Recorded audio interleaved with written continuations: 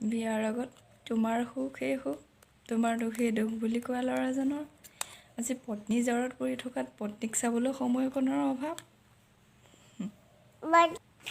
তুমি নাখালে ময়ো নাখাওঁ সেই বুলি কোৱা মানুহজন আজি পত্নী বেমাৰত খোৱা হৈছে নে নাই তাৰ খবৰ ল'বলৈও অকণো আহৰিয়ে নাই।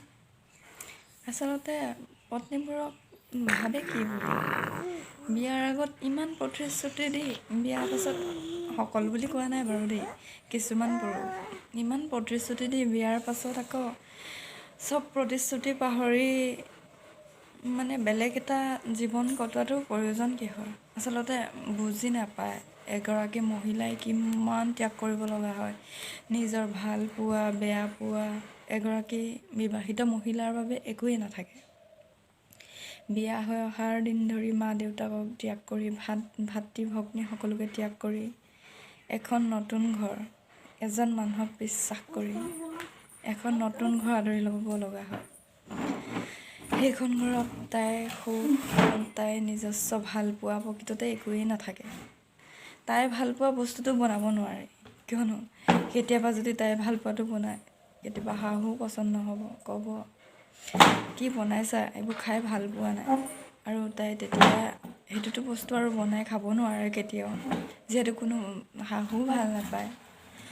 গতিকে ভাল পোৱা বেয়া পোৱা সকলো গুণ এজনী বোৱাৰীয়ে এখন ঘৰত আহি ত্যাগ কৰিব লগা হয়। এজন পত্নীৰ পৰা প্ৰকৃততে মৰম আৰু সন্মান বিচাৰে, যাতে সন্মান কৰে পত্নীগৰাকীক পতিয়ে আৰু কেয়াৰ লয়, যত্ন। এগৰাকী পত্নীয়ে সকলোতকৈ বেছি বিচৰা বস্তুটো হৈছে যত্ন। পুৰুষজনটো নিজৰ ঠাইতে থাকে, তেওঁ এগৰাকী মহিলা আনেহে, তেওঁ নিশ্চয় বুজি পাব লাগে। ভাল পুৰুষবিলাকে বুজি পায় বাৰু, কিছুমান পুৰুষৰ কথা কৈছোঁ, মানে বিয়াখন পাতিয়ে দায়িত্ব শেষ বুলি ভাবে।